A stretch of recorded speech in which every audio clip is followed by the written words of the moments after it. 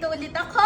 So, papakita ko sa inyo yung wallet on chain na in-order nyo at the Bister Outlet Deals, mga madam, this last November 2024. So this one is a wallet on chain, as you can see, mga madam. This one, it looks like on the inside, and then you have a pocket here also on the back. And of course, this one is convertible to sling. So if you want this one as a sling bag or as a wallet, napakaganda, and also the price, sobrang mura. So this one, they got this for 28,880 pesos only.